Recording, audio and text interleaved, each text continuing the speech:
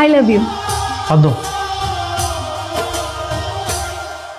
Sir আবার কি সমস্যা?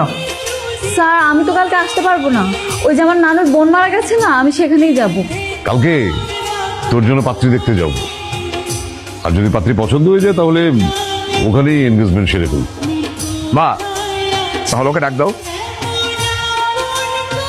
মা গো, ঘুমটাটা একটু তোলো, তোমার চাঁদ মুখখান আমরা দেখি। মাশাল্লাহ মাশাল্লাহ, লজ্জা পেয়েছে মনে হয়। আমাদের কিন্তু পছন্দ হয়েছে, আমাদের দিক থেকে আমরা রাজি। মেয়ে তোর পূর্ব পরিচিত, এখন তুই সাফ সাফ বল যে তুই আংটিটা পরাবি কি পরাবি। এটি পড়ানোর আগে আমি একটু নীলার সাথে কথা বলতে চাই। হায় আল্লাহ আল্লাহ, এটা কি হলো? শুভ স্যারের সাথে আমার বিয়েটা ঠিক হইলো? কতগুলা মিথ্যা কথা বলছি বানায় বানায়। তোমার নানির বোন নাকি মারা গেছে? সে ছোটবেলায় মারা গিয়েছে স্যার। বিয়ের জন্য মিথ্যা কথা বলতে তোমার লজ্জা করলো না? লজ্জা করেছে বলি তো দৌড়ে ছাদে চলে আসলাম।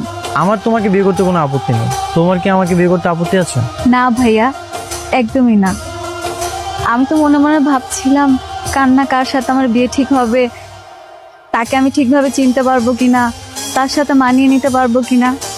যখন দেখলাম আপনার মতো একটা হ্যান্ডসাম ছেলের সাথে আমার বিয়ে ঠিক হয়েছে, যাকে আমি আগে থেকেই চিনি, আমি তো অনেক খুশি হয়ে গেছি।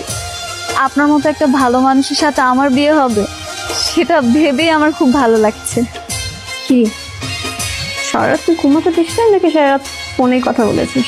আপনার অফিসের কাজগুলো আমাকে একটু বুঝিয়ে দিলে তো পারেন, মাঝে মাঝে আমি আপনাকে হেল্প করলাম না হয়। এরপরে কি আমরা স্যার ডাকবো নাকি দুলাভাই ডাকবো?